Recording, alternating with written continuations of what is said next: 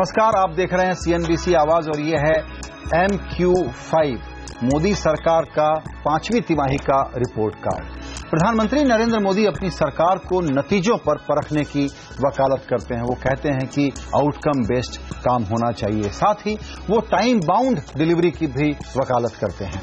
बतौर business channel हम ये समझते हैं कि जिस प्रकार हम कंपनियों की हर क्वार्टर में समीक्षा करते हैं, उसी प्रकार सरकार की भी समीक्षा हर क्वार्टर में करना जरूरी है। तभी तो 5 साल के बाद सरकार के कामकाज का ऑब्जेक्टिव मूल्यांकन हो पाएगा। इसी कड़ी में हम आज मोदी सरकार की 5वीं तिमाही के कामकाज को परखने की कोशिश कर रहे हैं। इस चर्चा में विशेषज्ञों का एक बड़ा पैनल हमारे साथ जुड़ा है। हमारे साथ जुड़े हैं centre for monitoring Indian economy के MD और CEO महेश व्यास, HDFC सिक्योरिटीज के अभय आइमा और वरिष्ठ पत्रकार TCA श्रीनिवास राघवन। सभी मेहमानों का वक्त निकालने के लिए बहुत शुक्रिया।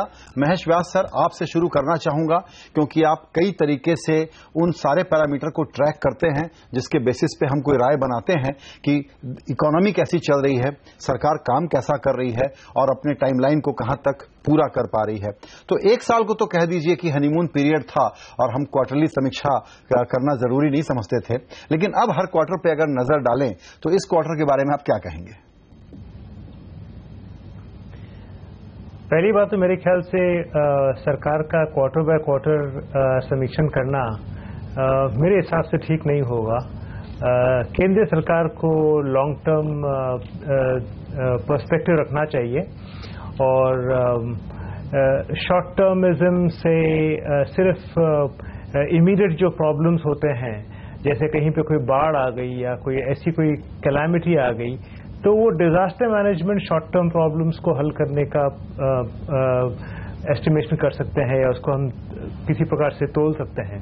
लेकिन अक्सर गवर्नमेंट का रोल होता है 5 वर्ष देख के चलना या 3-4 वर्ष देख के चलना या कम से कम 1 वर्ष। तो मेरे ख्याल से तो क्वार्टरली सही नहीं होगा। लेकिन इस प्रियम्बल के बाद मैं ये कहूंगा कि पहला क्वार्टर जो हुआ है जून एंडिंग, उसमें पहले साल के मुकाबले कोई विशेष फर्क नजर नहीं आता है। जो आंकड़ों पर मैं ज्यादा ध्यान देता हूं वो है इन्वेस्टमेंट्स और कॉर्पोरेट परफॉर्मेंस, और इन दोनों जगहों में कोई इंप्रूवमेंट नजर नहीं आ रही है। बल्कि ये लग रहा है कि कम से कम कॉर्पोरेट परफॉर्मेंस से लग रहा है कि हालत काफी बुरी होती जा रही है। जी बिल्कुल, आपका बिल्कुल ये जो राइडर है एक तरीके से ठीक है।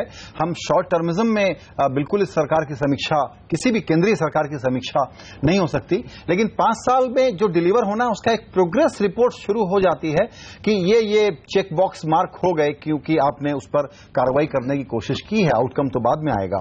जिस प्रकार आपने कहा कि निवेश पर ज्यादा प्रोग्रेस नहीं दिखा है, लेकिन क्या वो एक जो बिल्डअप जिसको कहते हैं, जिससे ये भरोसा हो कि हाँ अब हमारे ग्रोथ का चक्र शुरू होगा, तो उसमें TCA आपसे यह समझना चाहूंगा कि सरकार को चूंकि ये पता था कि प्राइवेट निवेश में बहुत तेजी नहीं आएगी, तो इस साल के पहली तिमाही का आंकड़ा देखें, अब पिछले साल से तुलना करें तो पाते हैं कि पब्लिक इन्वेस्टमेंट में बड़ी भारी बढ़ोतरी हुई है। बजट पेश होने के बाद पहले क्वार्टर में इतना पैसा सरकार ने कभी खर्च नहीं किया। तो सरकार पब्लिक के खर्चे से, पब्लिक एक्सपेंडिचर से इस चक्र को चला सके, इसकी कोशिश तो कर रही है कि नहीं कर रही है?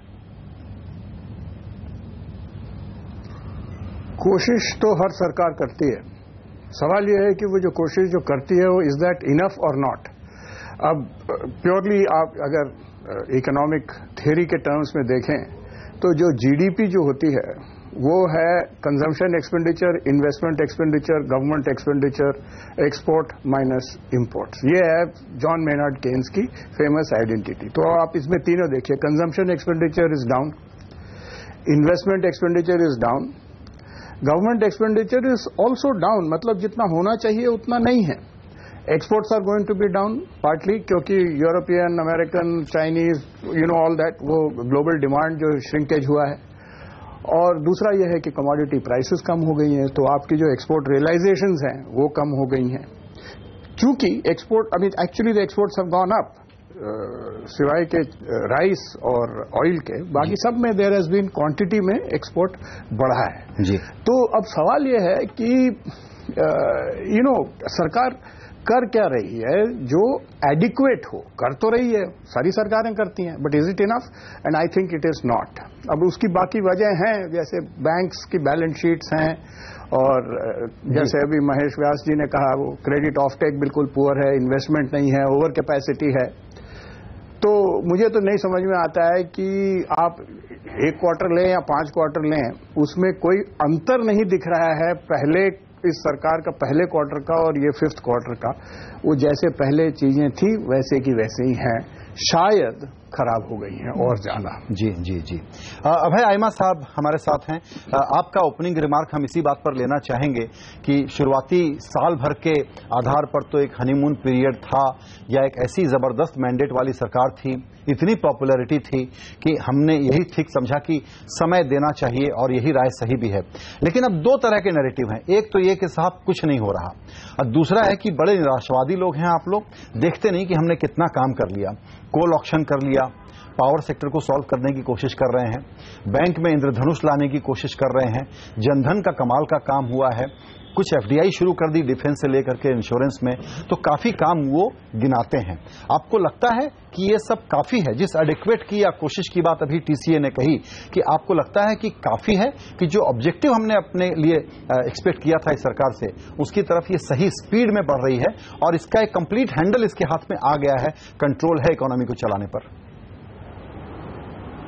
देखिए, कोई भी परफॉर्मेंस को आप एब्सोल्यूट टर्म्स में जज करना मुश्किल है, रिलेटिव टर्म्स में जज कर सकते हैं। और इमीडिएट रिलेटिव टर्म्स जो थे, हम जज इसी से, मैं तो इसी से दे सकता हूं कि पिछले सरकार जो थी उसकी तुलना में जो काम हो रहा है, जो गवर्नमेंट ऑर्गेनाइजेशन हो रहा है, वो कैसा चल रहा है। तो उसकी तुलना में दो मे बी अनफेयर, मैं खाली पिछले 5 साल की बात कर रहा हूँ। मेरे को लगता है कि जो अर्जेंसी गवर्नमेंट दिखा रही है, जो मैं इंटरेक्शन देख रहा हूँ गवर्नमेंट का प्राइवेट सेक्टर के साथ, जनधन योजना हो, काफ़ी चीज़ें हैं जो बैंक में, जो पहले कभी रिएक्शन जो है गवर्नमेंट का काफ़ी फास्ट है, inflation related, procurement related.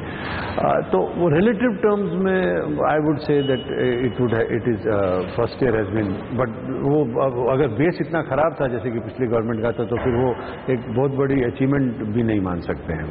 But absolute terms में I think it is understood कि काफ़ी उनको समस्याएं हैं बिल्स पास करने में, और जैसे कि लैंड एक्विजिशन बिल है या जीएसटी है, which is understandable, which is a political part of it, and लोग उसको नज़रअंदाज कर सकते हैं।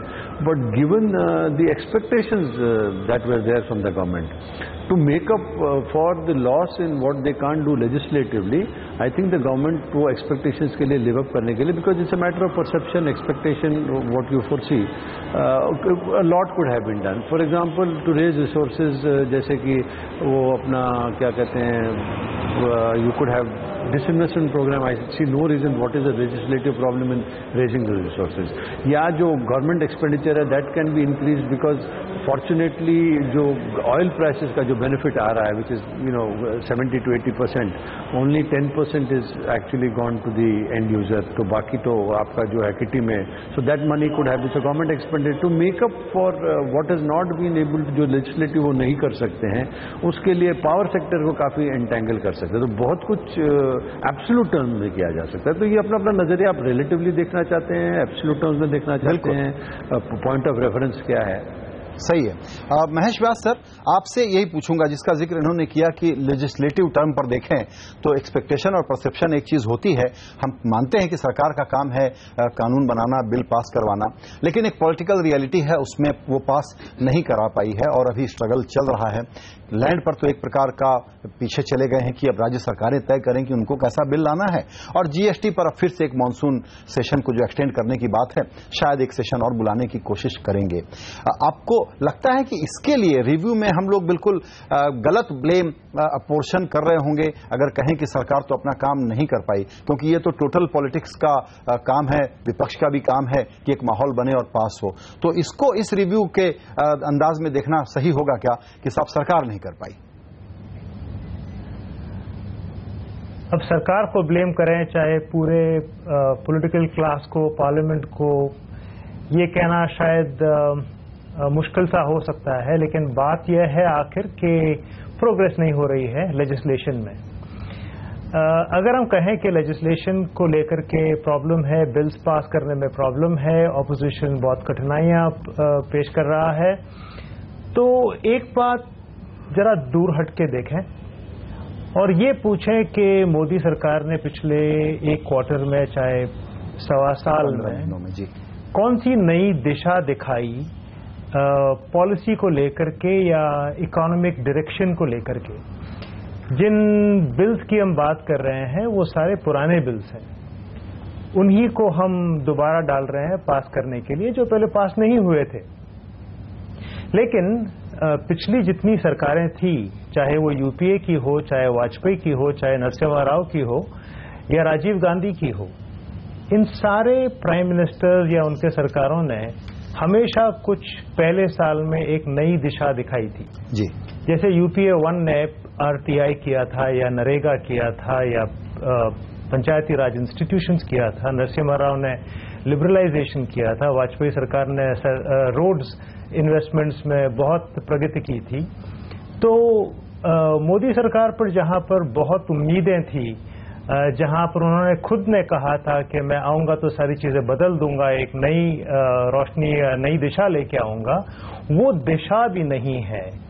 तो मेरे हिसाब से ये सबसे बड़ा प्रॉब्लम है।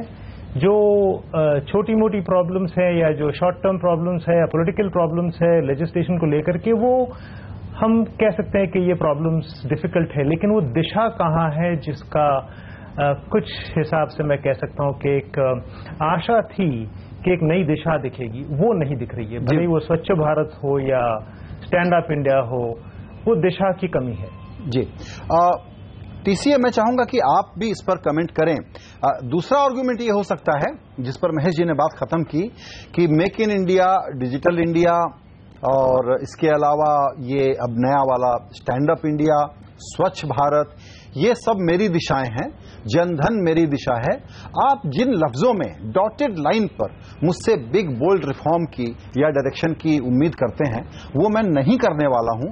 मेरा फोकस तो गरीब आदमी है और रोजगार है और उसका कल्याण है, और उसके लिए वो जो लिस्ट गिनाते हैं, ये अभी की जो सरकार लिस्ट गिनाती है, वो है कि जनधन से लेके ये बीमा सुरक्षा योजना से लेके, मुद्रा बैंक से लेके, सोलर पावर की प्लानिंग से लेकर के किसानों को सस्ते में कर्ज देने तक का एक ऐसा बड़ा स्पेक्ट्रम है जिसकी महत्ता आप समझते नहीं और आप क्रिटिसाइज करते हैं कि हम आपको डायरेक्शन नहीं दिखा रहे हैं। टीसीए,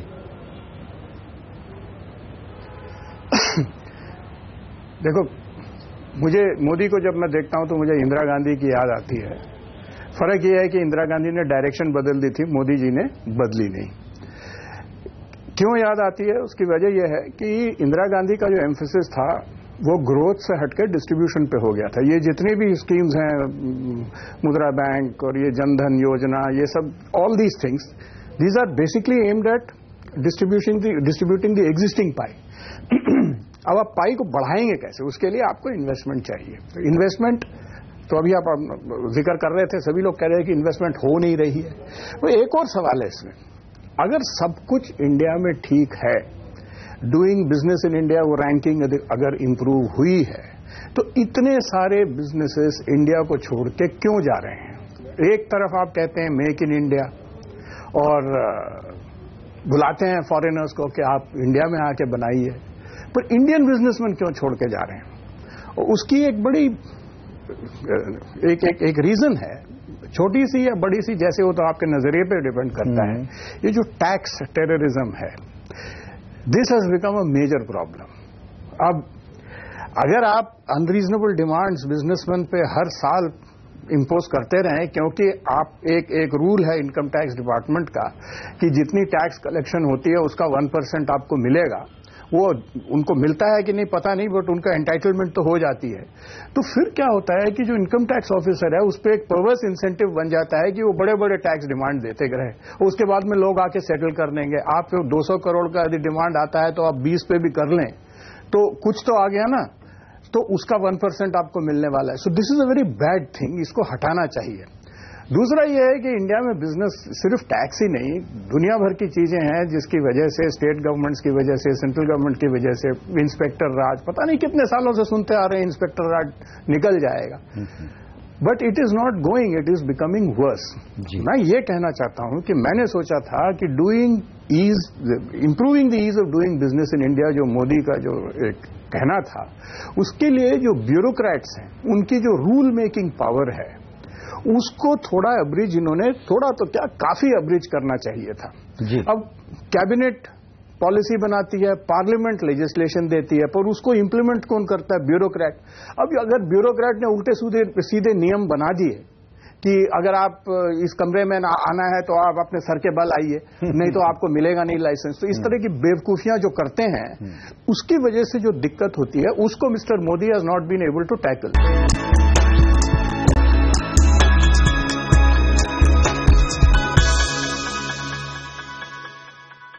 अब अचानक एक बहुत नई चैलेंजिंग परिस्थिति पैदा हो गई है, जो ग्लोबल सिचुएशन हम देख रहे हैं और जो कह रहे हैं कि चाइना के कारण हमको दिक्कत आ रही है, उसमें बाजार गिरा है और संभला है, और फिर हम कहते हैं कि देखिए जी हम तो अब एक नखलिस्तान हैं, ओएसिस ऑफ काम है और यहां पर तो निवेशक आएगा ही, टेकन फॉर ग्रांटेड ले रहे हैं कि ग्लोबल इन्वेस्टर आएगा और पैसे लगाएगा।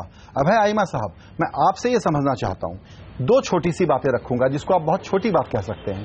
फ्राइडे को सारी दुनिया को मालूम था कि मंडे को बाजारों में क्या होगा।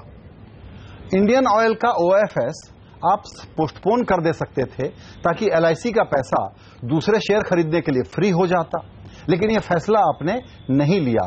क्या इसको बहुत कट पेस्ट अप्रोच न माना जाए? क्या यह न माना जाए कि सरकार में बैठे लोगों को कंप्रिहेंशन नहीं है कि तुरंत एक अलर्ट और रिस्पांस सिस्टम आपका कैसा होना है इस ग्लोबल एनवायरनमेंट में? और आगे चलते हुए बाजार की जो हालत हो गई है उससे सेंटिमेंट कैसा दिख रहा है इन्वेस्टर का? नहीं, देखिए, अब जितना भी आप क्रिटिसाइज कुछ हद तक करना चाहें in terms of action, management, Modi सरकार, bureaucracy is not moving, legislation to large extent it is justified, जितनी एक्सपेक्टेशन थी वो उससे लिव अप नहीं कर रहे हैं। काफी कुछ कर सकते थे टू ओवरकम दिस एक्सपेक्टेशन, जैसा कि मैं अभी बता रहा था कि वो डिसइन्वेस्टमेंट को ले लीजिए, काफी ये इसको छोड़ के काफी कुछ किया जा सकता था, गवर्नमेंट एक्सपेंडिचर बढ़ाया जा सकता है ब्यूरोक्रेसी में। और उनका दूसरा बड़ा एडवांटेज है कि there is hardly any other power centre unlike the previous government, तो लोन पावर सेंटर है उसका एडवांटेज नहीं लिया जा रहा है। बट हैविंग सेड दैट, ये जो डेवलपमेंट ओवर द वीकेंड हुई है, मेरे को लगता है इसमें जो गवर्नमेंट जितना रिस्पांस दे सकता था उतना रिस्पांस उन्होंने सही तरीके से दिया। You are the RBI governor responding, you are the finance minister responding. इसका मेरे को नहीं लगता कोई अनुमान लगा सकता था कि ये किस तरह से स्पैन आउट होने वाला है। ये एक ग्लोबल इवेंट है, not restricted to India, nothing to do with India. हाँ, कुछ इंडिकेशंस थी, बट उसकी वजह से आप अपना अगर फंडामेंटल प्रोग्राम चेंज करना चाहें, which is a decision programme, I think that would have been even worse to take a stand and say कि भाई हमारा ये एक्सपेक्टेड था ये करना, और उसमें चाहे LIC निवेश करे या कोई और करे, that is immaterial, to stick to that stand, because this is not an event जिसको आप माइक्रो मैनेज कर सकते हैं या गवर्नमेंट इंटरवेंशन से चेंज कर सकते हैं। और ना ही इसमें इस इवेंट का कुछ भी, जैसा कि कहा जा रहा है पॉलिटिकली क्राइसिस में कहा जा रहा है, कोई भी मतलब इसको आप you can attribute to any local conditions. ये एक चाइना बेस्ड एक वर्ल्ड वाइड इवेंट था, डिवैल्यूएशन ऑफ करेंसीज, सो इसको मिक्स करना आई थिंक गलत बात होगी। That stand alone basis I think the government did a pretty decent job reacting to it, और by not over reacting to it. Okay, ठीक है। महेश व्यास जी, हमने शुरू में ये सुना कि कोल ऑक्शन बहुत अच्छा हो गया और पावर सेक्टर की क्राइसिस अब सॉल्व हो जाएगी। अब सुनते हैं कि डिस्कॉम के लेवल पर जितनी समस्याएं हैं उसमें एक तरह से गाड़ी रुकती भी नजर आ रही है। बैंकिंग के NPA का दूसरा बड़ा इशू था जिसमें कुछ प्रोग्रेस है। क्या ये प्रोग्रेस काफी है, और क्या पावर सेक्टर की प्रॉब्लम पर सरकार का नियंत्रण और कार्रवाई बिल्कुल उस रास्ते पर है जिससे ये भरोसा बने कि आने वाले दिन अच्छे होंगे? नहीं, ये बात अच्छी है कि कुछ तो प्रोग्रेस इस बारे में हुआ है। जो इंद्रधनुष है उसको लेकर के थोड़ा तो कैपिटलाइजेशन बैंक्स का हुआ है और उसको लेकर के कम से कम कुछ तो प्रोग्रेस होगा। लेकिन इसका फ्लिप साइड ये है कि अब ये स्टेप ले लिया गया है और ये मोस्टली पूरा नहीं है। जितना पैसा दिया गया है उससे ज्यादा कुछ फर्क पड़ेगा नहीं, तो अब एक प्रकार की निराशा होगी कि अब कुछ नहीं होने वाला है। तो I think there is a flip side which is more troublesome कि अगर कुछ नहीं होना था तो आशा बनी रहती कि कुछ न कुछ होगा, अच्छा ही होगा और अच्छा कैसा कैपिटलाइजेशन होगा। लेकिन जो हुआ है उससे हम ना तो यहाँ के रहे ना वहाँ के रहे। एक मैक्रो पर्सपेक्टिव अगर होता और अगर रिफॉर्म्स की तरफ देखते और हम कहते हैं कि हम बैंक्स को इस प्रकार से continuously capitalisation through public funds नहीं करेंगे तो एक दिशा दिखती कि हम अब कह रहे हैं कि बैंक्स को अपना एनपीए खुद संभालना होगा और स्टेट बैंक्स को अगर हो सके तो प्राइवेटाइज करना होगा। वो दिशा नहीं है, तो कैपिटलाइजेशन की दिशा है लेकिन वो पूरी तरह से नहीं है, तो ये एक अधूरी सी बात है। तो कम से कम बैंकिंग को लेकर के काफी इनकम्प्लीट सॉल्यूशन दिया गया है। पावर सेक्टर का प्रॉब्लम किस हद तक सॉल्व होगा, ये वहां थोड़ी और आशा है कि शायद पावर सेक्टर ठीक होगा। डिस्कॉम में जो प्रॉब्लम है वो किस प्रकार से टैकल किया जाएगा वो देखना चाहिए। लेकिन कम से कम बैंकिंग को देख करके लगता है कि सॉल्यूशंस पूरी तरह से सोच करके नहीं किया गया है। बिल्कुल, दैट इज माय व्यू। जी बिल्कुल। भाई आइमा, आप एग्री करेंगे कि जो दो बातों पर बड़ा जोर दिया गया था कि हमने अच्छी प्रोग्रेस कर ली है, पावर और बैंकिंग, जैसा महेश जी कह रहे हैं कि वो बिल्कुल इनएडिक्वेट है और इससे प्रॉब्लम सॉल्व नहीं होगी, न इधर के हैं न उधर के हैं। आप एग्री करेंगे इस राय से? हाँ, बैंकिंग में काफी हद तक, because I think the recognition of the problem, if it is there, it is not accepted. और अगर उनको पता है, which is I'm quite sure the powers to be would be aware of it, the kind of response that was needed, और इसमें कोई legislation नहीं है, कोई opposition नहीं है, कोई straightforward bold steps would have been taken. It did not necessarily to do with Bihar elections or any political thing. So I am surprised at कि भाई banking में जो जितना वो कर सकते थे वो नहीं कर पाए। Coal is a slightly more complicated issue and मैं उनको उस हद तक उसमें minus points नहीं दूंगा। In fact, to some extent I would give it credit for the auction that was done. पहली बार आप देख रहे हैं कि कोल इंडिया में surplus, the increase in the production in a PSU like Coal India is almost 20%. There is 2 months coal lying compared to the deficiency. So coal I would not be so, whereas a lot of, and it is not an easy, not as easily entanglable as the banking could have been. Banking में काफी कुछ किया जा सकता था। Power sector और coal related issues में there is balance sheet issues, there is it can't be kick-started overnight. The process takes a time. So coal, I would give them equal marks. But banking, yes, I agree, much more could have been done. Given that this was one chance when the cleanup in the segment could have been done, a lot of new things could have been done, which without any opposition from anywhere. जी बिल्कुल। TCA अब थोड़ा सा आगे का अंदाज लगाना चाहें और इस कॉन्टेक्स्ट में कि प्रधानमंत्री जी की जो ताजा टिप्पणी आई वो ये कि जब ऐसी ग्लोबल क्राइसिस है तो ये तो भारत के लिए मौका है और सरकार पब्लिक एक्सपेंडिचर जोर से बढ़ाएगी। कुछ ऐसे बड़े प्रोजेक्ट जिस पर तत्काल कार्रवाई करके और एग्जीक्यूशन के लेवल पर काम करके दिखाया जा सके, ऐसे प्रोजेक्ट्स को आइडेंटिफाई किया जाएगा और ऐसा माहौल बनने के बाद ग्लोबल निवेशक भारत में खूब पैसा लगाएंगे, बहुत एक्साइटेड हैं, वो आएंगे। आप उनके इस होप को कैसे इंटरप्रेट करेंगे? आप मानेंगे कि क्या अगले क्वार्टर में अब जो 15 महीने हो जाने के बाद सरकार के तौर पर एक हैंडल हाथ में आ गया है और अब इसको एक डायरेक्शन दे पाएंगे, जिस डायरेक्शन की फिक्र हम शुरू में कर रहे थे, महेश जी जिसको आइडेंटिफाई कर रहे थे, आपको लगता है कि अगले क्वार्टर के लिए प्रधानमंत्री के दिमाग में अब खाका साफ है? पहले मुझे ये बताइए, वो सरदार पटेल की स्टैचू बन गई कि नहीं बनी? मेरे ख्याल में तो नहीं बनी है, वो जो सरदार सरोवर पे बननी थी। तो जब तक कोई चीज हो नहीं जाती तब तक उसके बारे में मिस्टर मोदी वो जरा उस पर टिप्पणी करना मुझे तो डेंजरस लगता है। दी प्रॉब्लम इज, देखिए कैसे किसी भी नजरिए से आप देखें, सरकार के पास में एडिक्वेट फंड्स नहीं है, पैसा नहीं है, और जब तक आपके पास पैसा नहीं है एडिक्वेट अमाउंट में, आप इधर उधर छोटा मोटा यहां वहां लगाते रहेंगे। आप ये जो बिहार का जो इन्होंने कितना 1 लाख कुछ हजार का जो इन्होंने करोड़ का 1.25 लाख करोड़ अनाउंस किया, आप वो 1.25 लाख करोड़ का आप उसका पीआईबी का रिलीज निकाल के देखिए, ये सारे पुराने प्रोजेक्ट हैं। फ्रेश मनी क्या है? It is not there, zero.